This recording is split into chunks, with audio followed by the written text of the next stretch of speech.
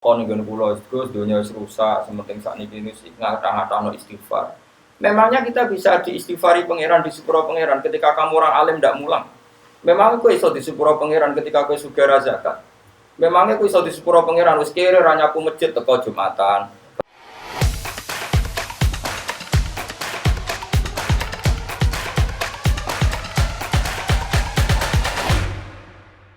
Nah, ini penting kalau terang. Jadi kalau baleni malih.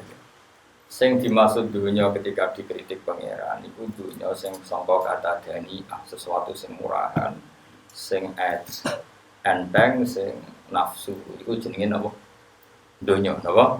Dunia. Tapi ketika sesuatu itu baik dan mengarah kepada Allah itu jenenge dunia iki masruatul akhirah. Maka dunia itu di dua status napa? Siji masruatul akhirah. Dan ini status yang harus kita pakai. Makanya kata Imam Ghazali itu, gue nak terhati duit, sak penat-penatnya urip, terus merasa gak punya kenikmatan. Datang saja ke kuburan, dan yakinlah semua yang sedang mati, keinginannya hanya satu, ingin kembali di dunia dan memperbaiki amal-amalnya. Berarti dunia adalah segala-galanya bagi orang yang sudah mati. Ya, orang yang sudah mati itu cita-citanya satu, la'ali arji, semoga kita kembali ke dunia. Untuk apa? Untuk membenahi semua kesalahan yang pernah dilakukan zaman ini dunia. Terus kamu ingat, fa'ana fid dunia. Ya Allah, alhamdulillah sekarang masih saya di dunia. Artinya saya punya satu kesempatan yang diinginkan semua orang yang sudah mati di seluruh dunia. Tapi malah wali anu urip malah kepengen mati. Saking kakean kasus, apa? Kakean apa? Kakean. Makanya di sini sirinya para rasul, para nabi itu sering doa, Allahumma tawil umrona. Sehingga banyak orang soleh mendoa supaya panjang apa umur itu karena pas itu yang hadir adalah dunia dengan makna masruatul akhirah. Tapi ada juga wali dan nabi kadang-kadang donga ya Allah jika sebaiknya saya mati saja. Itu ketika tergambar dunia yang sudah murahan, yang sudah arogan, yang sudah tidak jelas. Maka dunia ini punya dua status sekaligus. Jika prospek bagi Anda untuk masruatul akhirah, maka nikmati senikmat-nikmatnya. Tapi jika bagi Anda ini sudah menjadi ladang maksiat apa-apa, maka jadikan dunia ini tempat tobat. Karena akhirat itu gak ada apa-apanya dibanding dunia. Jadi akhirat itu hanya mereferensi dunia, mereferensi dunia. Ini penting kulatur no. Kadang-kadang sufi kemudian goblok ora iso ngaji. Dia nganggep dunia sampai akhirat itu penting akhirat, tapi cara maknaninya salah. Lho kowe nganti ning akhirat di swarga itu karena apa coba? Amal zaman di mana? Di dunia. Berarti penting mana dunia sama akhirat? Penting dunia karena akhirat mau efek apa? Efek dunia ini yang pokok. Apa dunia ini yang pokok. Kalau Allah kan cara ngendikan tidak seperti itu. Allah cara ngendikan gini tuh. Akhirat, maksudnya walal akhiratu khairul lakam minal gini. Sesuatu yang berorientasi akhirat dan kemudian menjadikan kamu nyaman di akhirat itu khairul lakam minal ula itu lebih baik ketimbang dunia ora kok. Kowe nak ning dunia nak sepo melek ning akhirat. Apik ora ngarang ngono nak ning dunia melek ning akhirat luwih parah. Bab mlaratem cek ngene iki kan. Tapi kan cek iso ngopi, cek iso mangan tengkleng iki. Coba ning akhirat gak iso blas. Dunyel-dunyel malaikat. Gayamu bareng melarat terus ning dunia lara lah ning akhirat kena. Aku yakin ora luwih lara. Tak jamin. Ora ini kan ketara nah. Keliru omongan apa ning dunya lara lah sementing nek akhirat penak itu tidak bisa. Kowe nyifati dunya nggon lara iku serapati ridho be pangeran. Berarti ketika iso ngopi ra syukur, ketika iso mangan ra syukur, anane nyifati dunya lara. Berarti rapati ridho be pangeran. Malah dibles-blesno tenan. Pemenang nak pengurus akhirate aku tak Pak. Cuma aku lho pengurus ora sok ben. Saya gak ada rencana daftar jadi panitia apa? Akhirat. Tapi kira rata sapa dia ambiar no. Ini penting kalau terang. Makanya Imam Syafi'i masyhur makalah beliau tentang fikih dan tasawuf. Ini saya kutip ya. Dan saya memang saya hafalkan terus materi. Faqihan wa sufiyan fakun laisa wahida fa inni wa haqqu wa iyyaka ansur. Kata beliau mensifati orang fikih fa hadza qasin lam yatu qalbuhu tuqa. Wa hadza jahulun kayfadul jahli asluhu. Itu masyhur. Di dunia ini identitas di dunia kita, dunia ulama itu hanya dua. Kalau nggak sufi ya fakir. Kamu jangan jadi salah satu. Fakih adalah orang sing kosin, itu qalbuhu kosin, hatinya itu keras, hatinya atas. Lam jatuh qalbuhu tukos, gak ditakwa belas. Wong fakih orang ditakwa belas, gak diempati belas. Tapi orang sufi itu wahada jauh dari malah geblek, malah parah meneh. Sing sitok atas hatine sitok geblek dari Imam Syafi'i. Kena protesnya berarti Imam Syafi'i aja protes aku. Kenapa begitu? Misalnya gini orang fakih. Kalau bapak nyontohkan tuh gini. Orang fakih itu punya aturan, misalnya kalau rukuk tidak begini nggak sah, sujud kalau nggak begini nggak sah, sholat kalau tidak begini nggak sah. Oke, aturan itu baik. Tapi punya keangkuhan berpikir. Misalnya ada orang desa terbelakang, misalnya di pedalaman Gunung Kidul, Kulon Progo. Ada orang yang ditobatkan orang-orang sufi. Orang sufi itu yang sering goblok-goblok itu, misalnya nobatkan. Enak wong fikir amal nobatno tapi tahu-tahu bilang ini sholatnya nggak sah, rukuknya nggak sah, fatihahnya nggak sah. Dari sing sufi. Wah semane nobat ora iso salat ta ora disang. Si sufi ya goblok pisan. Ketika ngawal si ajudannya tadi salat, enggak dikawal. Sehingga banyak aliran di Jawa salat ala kali Joko ya ono Fatihah mau meneng tok. Sitok sujud tok. Jadi ini sitok atas atine ora gelem bina tapi muni rasa. Sitok goblok ora tahu nerusno pembinaan. Akhirnya yang mandek ning satu kesalahan dan diwaris. Ya bergenerasi-generasi. Makanya kata Imam Syafi'i itu sitok goblok, sitok atas sadin itu. Kamu jangan jadi salah satu.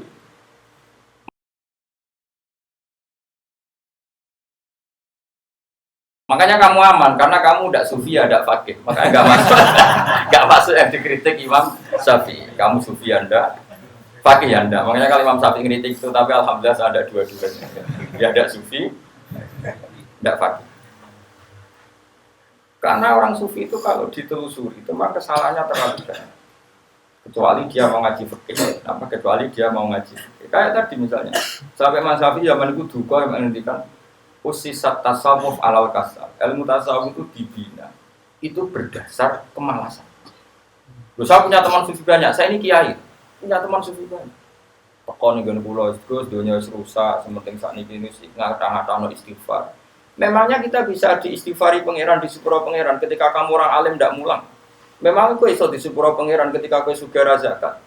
Memangnya kau iso di sepuro pangeran wis kere ra nyapu masjid teko Jumatan. Bareng rokok itu usep-usep ning pojok masjid bar mulai. Enak wae. Ono keran coplok wis dibarno. Memangnya kamu bisa jadi orang miskin seperti itu kemudian dimaafkan Allah? Tidak bisa. Kamu harus terlibat dalam proses sholat. Terus kira ya urun gawe kran, misalnya orang lu urun masjid, nyapu-nyapu, sing suka urun duwe, sing alim urun mulang. Kok enak? Dulunya bangku rusak terus kabeh dhewean. Menengi sebenarnya kedewean yang rokok rata baduri ya. Tidak bisa, sufi seperti itu tidak bisa, tuh kriminal. Malah Imam Syafi'i dalam satu makalah besok tasawuf, awan serondok. Saking ekstrimnya beliau. Nah, kenapa Imam Ghazali muji orang sufi? Kitab-kitab risalah kusyariah muji orang sufi itu sufi-sufi yang kayak kue. Sufi-sufi yang belajar fikih, kenapa? Sufi-sufi yang masih mau belajar fikih. Kok enak? Jadi sufi itu maknanya sidik-sidik. Zaman rusak itu tidak seperti itu. Nak rusak, ya amanat pengiran kan melok dandani. Nah, ketika kena didandani sebetulnya nggak masalah, kan ada alternatif. Misalnya gini, ada mobil rusak nggak bisa dipakai. Memangnya mobil hanya itu? Kan ada mobil yang, lah ini itu jenis fakih. Ini enggak, kamu punya pemimpin hanya 2 atau 3 lah, biar gak nyindir 3 atau 4 lah. Ketika 4 ini orang ini gagal, seakan-akan Indonesia gagal. Memangnya Indonesia hanya punya orang 4 itu, goblok sekali kita berpikir gitu. Segoblok-gobloknya apa? Memangnya Indonesia itu milik siapa? Kenapa kamu menggantungkannya sama 1-2 orang, 3-4 orang? Gak ada satu alternatif. Terus tapi kan harus lewat pemilu, jangan dari pemilu 5 tahun cepat. Mustafa Rokin jono ada calon presiden. Nah, kemudian dari negara tahan. Karena di Nevi ya, ngomong ekonomi ya orang iso. Ngomong wisata ya haram, haram. Ngomong badan usaha milik negara ya haram. Namun langsung dibagi. Tapi kelirunya kita selalu begitu. Ketika kecewa sama pemimpin, seakan-akan dunia ini tergantung pemimpin itu. Mana ada dunia ini dipasrahkan sama makhluk oleh Allah. Dunia ini milik Allah, nggak pernah dipasrahkan makhluk. Bahkan kiai mati pun nggak ngefek pada agama. Dulu sahabat meninggal agama jalan, wali songo orang-orang pilihan meninggal agama jalan. Karena Allah tidak ridho dunia ini, agama ini, dunia maupun agama dipasrahkan sama seseorang. Allah yang mengurus dunia. Apa nak konglomerat mati terus wong larat kabeh? Ndak kan? Apa nak wong soleh mati terus wong bejat kabeh? Ndak. Allah yang mengurus agama ini, mengurus dunia ini. Saking goblok, nak ono mah kecewa mbek makhluk. Siapa? Terus akan-akan dunia ini runtuh. Orang pegatan sape saya kira ono sing lanang. Banyak orang pegatan tertuk bojo luwih apik. Bojone mati sing wedok malah makmur akeh to. Makanya pangeran nanya manusa iku entek-entekan. Allah nate ngendikan gini masalah pegatan. Unik ngendikan pangeran. Ya rodok manekno wong pegatan. Wa iya tafarraqa yuhnillahu kullam min saati. Kamu tidak usah takut dalam suami istri itu bercerai. Wa iya tafarraqa jika dua suami istri bercerai, yuhnillahu kullam min saati, bahkan satu-satunya per satu dari kedua mempelai ini bisa dikasih lebih kaya. Banyak enggak wong pegatan terus akhirnya lebih makmur. Dan kenangannya sumpah pegatan Mas bisa aku untuk bojo sing dhisik wis. Duh, suamimu goblok. Engko sing lanang karena bosen dijudisi ngono, wong saiki ndek bojo ponak, bojoku sing dhisik. Banyak enggak orang pegatan kemudian kenangannya itu baik sama yang sekarang. Dengan yang lalu mau beruntung tok, banyak enggak? Banyak. Dulu kita punya pemimpin yang cakap, yang otoriter. Zaman itu pun di demo. Coba kita ini kan mulai dulu ambil di pemimpin di demo. Kok cek urip pantas di demo kan es mati digo kelangenan. Kelakuan kok ngono. Mulai dhisik nganti saiki. Kiai juga gitu, zaman urip dikeruwitin. Kok bareng mati kiai penggantinya dikritik ora koyo kiai. Iku ora ya coba 66 Pak Karno dikritik, orde baru diurus itu. Nabi yo ngono mangsamu mau presiden tok. Nabi itu kan mukjizat itu ngaji. Jadi mukjizatnya Nabi itu ngaji. Dari masyarakat pun mukjizat orang keren. Gas mukjizat itu butuh nganggo tongkat. Jadi seru nama. Yang Nabi Harry Potter. Jadi Nabi itu mukjizat kok mulang. Mulang itu mengatur logika supaya mapan nikmati Allah dan Rasul. Itu mulang. Mereka agak senang. Mat. Caranya nabi-nabi di tongkat toko dong, jadi seru, main sebelah, soalnya seru. Nabi sempat tertarik, dia kepengen di tongkat tahu nabi kuat. Itu aja sangat lama. Jadi nabi kalau gitu doang, tongkat nggak ada sing ngelawan, plus terus kecemplung segoro. Kan ya seru lah, misalnya orang Yogyo macam-macam, tutup, terus likuifaksi, itu tenggelam kan, seru, apa? Jarak jabe pengiran lucu. Dia mati jauh tongkat, gampang nggak tongkat. Sekarang ngetok nowet kan gampang tongkat itu. Memang kamu tongkatnya Nabi Musa terus digawe, dikai mori, terus dikai minyak ya ora, di nowet dikepak nono kamu. Wong sing hebat tuh sing nyekel dul ora. Ya jajal tongkatnya Musa tak enak gue. Iku ora ono pengaruhe. Wong saiki nggone Turki digo tontonan ora piye-piye. Karena yang patut cek aktif Pak Turki nantang Israel duel memang. Nah yang di tongkatnya Nabi Musa kok digertak Israel rawani. Lah nek tongkat iku tenan nak oh. Sakti sing nyekel dul, ora kok perkara tongkat. Ada orang di sini sono HP Nabi Musa itu luar biasa.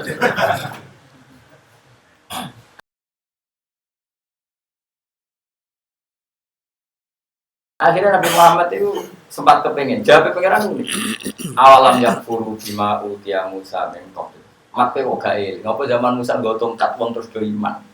Awalam yang furu bima utia Musa mengkop qalu sikroni tazahar wa qalu inna bikullin kafir.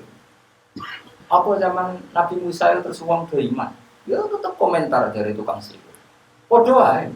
Nggo mujizat ora padha wae. Wong nek berdua ya tetep. Zaman Pak Karno sing tukang ngeluh yang ngeluh, zaman Pak Harto tukang ngeluh yang ngeluh, zaman Mega sing tukang ngeluh sampai saya tukang ngeluh ya wis kegiatan. Kiai yang ngono. Kadang ada kiai saiki misalnya Surabaya zaman Mbak Arwani Basubeh. Memangnya zaman Mbak Arwani wong kudus ngaji kabeh. Wong saku ya kelakuane wis ngono-ngono wae. Cari kula ya kadang ya wong komentar. Wis bae ora kaya zaman Bandur Salim. Lah wis dididik bapak. Zaman Bandur Salim kok wong yo ngono. Kok bapak zaman Bandur Sam kok ngono sampai zaman Basunan Gunung. Ayo jajal. Ajak wong Yogyo saiki ora kaya zaman Bali Maksum bangun Munawir. Memang zaman itu wong ngaji kabeh. Ya ndak juga kan sarapku kiye nak ngaji sing ngaji ya wong ngono-ngono iku pancet ngomong iku. Itu pengalaman. Mulane ketika Nabi Muhammad kepen mujizat karo Nabi Musa jabe pangeran awalam yakfuru bima utia Musa mingko. Lha zaman Musa terus iman mat. Padha wae iku masa gotong tak ngalor ngidul. Biasa ae man. Gak usah mujizat misi setan mulang wis. Lho kula lho mau tawani pangeran mujizat kok teng karya Musa. Kula mboten purun. Ya perkaranya kok malah lucu. Nabi kalau gitu gue tongkat. Nabi Musa itu katanya biasa, kan? Si kodang wong. Dan saya kira cek neng Turki. Nek atau tenan cek top Israel tuntas ya. Suwabet terus likui vaksin tutup suwabet menang jadi negara bebas wong Israel. Terus Rajab Tayyip manggon kono. Itu aneh-aneh gitu. Makanya penting yang dikatakan mukjizat itu ngaji. Ngaji itu bisa membentuk yakin. Yakin itu bisa membentuk takdir. Nah caranya yakin gimana? Tak warai kan ben jadi wali. Wali sing jalur ilmu. Jalur melarat wis kowe luwih iso. Wali jalur akeh. Alim bisa jadi wali, jadi wali melarat bisa jadi wali. Syaratnya ridho ora kepengin sugih. Ya syaratnya melarat jadi wali ridho ora terbesit kepengin sugih ya ora tau muni lho umpama aku di dhuwit ora dadi wali, muni umpama tok bisa dadi wali. Fa innallahu taftahu amala syaiton karena mengatakan umpama itu buka pintu setan. Jalur nah alim syaratnya apal Quran apal ridwan hadis. Ya nak zuhud syaratnya radhi HP rawi anan. Nak fikir ra oleh diangen-angen amin nanti. Apa rasa jadi wali? Gak usah ya. Kalau terang ini penting. Kenapa saya sering kritik orang sufi? Karena sufi sekarang itu beda dengan sufi dulu. Di Jawa Timur itu keluarnya para kiai ya gitu. Kalau ada orang ikut toreko tertentu, terus gak gelem ngaji tabligh. Padahal ingin pangeran sewengi tapi sesucinya keliru. Masalah didik anak bojo keliru. Karena ya mau sementing la ilaha illallah terus maca la ilaha illallah terus itu gimana? Kalau kita iman sama Allah, itu iman dengan aturan-aturan. Misalnya kita seneng cawe itu, terus buat sebut jenenge tok, kono yo wedak ra mbok kei, yo mangan ra mbok kei. Terus kamu tidak mempelajari sing disenengi pacaran ku apa. Seneng Allah itu maknanya seneng ketentuannya. Allah yang murka itu apa? Kalau kita zina, kalau kita maling, ketika korupsi. Allah yang suka apa? Kalau kita sujud. Lalu syaratnya sujud apa? Harus dalam keadaan suci dari hadas besar maupun hadas dan tempatnya tidak ada najis. Bahkan harus gitu, itu senang Allah Pak Allah semungi terus pingsan, kesemper nampak harus darani wali darani wali, orang salam template, apa-apa lancar bapak ulon, saking keras lah wong darani wali, dia melete, keren aku deh, tak top aku deh, aku sakit paling zaman akhir darani wali jadi gula, wong salah template kayak gitu tapi nak wong alim darani wali, sing jadi pinter aja. Coba jajal lah saya. Nak ra percaya ruhin maklum nak sing wali, nak ra dadi gula duwe. Ayo saiki umumno nak ruhin niku wali. Reaksi masyarakat kira-kira piye? Salam template terus sangat kalau merek rokoke ruhin. Misale rokoke opo ya mesti tuwakno. Tapi umat dapat apa? Tapi ketika orang terkenal alim, umat dapat banyak karena bisa ngaji, carane sesuci piye, carane zakat, yang wajib zakat apa saja. Carane dekat. Tapi saya gak wali kan ambek apa wong alim kan ambek wali. Kulo ini diceritani Gus, kulo nek wong alim. Jajan wong terkenal wali kulo ada salaman beda. Ya akhirnya melarat salaman. Ante salaman kok ono maknane ning Jawa Timur. Serau tapi terang ono maknane opo. Wah kere mau kowe padha wae wong alim kasut. Dene kasuté perkara hasile iku. Iku ya sarap pisan padha wae. Sing kanca kulo niku. Tapi sebenarnya kita harus jadi pelajaran. Kalau ingat Allah itu ingat aturan-aturannya Allah. Terus ngeling Allah sewengi terus gini. Allah bikin aturan. Kamu sewengi di masjid itu ketentuan fikihnya kayak apa? Kalau istri kamu sakit, anak kamu sakit, kamu wajib hormat anak cucu. Dan itu juga perintah Allah. Terus ngeling Allah dulu nggak ada zaman Nabi seperti itu. Nabi itikaf sewengi di masjid terus pikir wiridan. Ya mulang biasa. Wiridan sekadarnya itu Nabi yang ngajar biasa. Siapa yang tanya tentang haid, siapa yang tanya tentang ghanimah, siapa yang tanya. Jadi ya selalu laka anil anfal. Ketika mereka iskal, lalu ghanimah cara bagi gimana ya Rasulullah? Dibagi walamu annama ghanimtum min syai'in fa anilillahi khumsahu wal Rasulullah seperlima. Ada yang tanya lagi, wa selalu laka anil makhid. Istri saya cara nakah tidak normal ya Rasulullah. Kadang-kadang over, terus disebut itu istihadah apa? Kita tanya. Ada yang kaya usul, ya Rasulullah duit kula kathah lalu tak kasihkan siapa? Ya selalu laka madayun fikun. Orang kok terus eling pangeran sungi-sungi terus do ngantuk, bariku turu. Bariku makan-makan ora ono.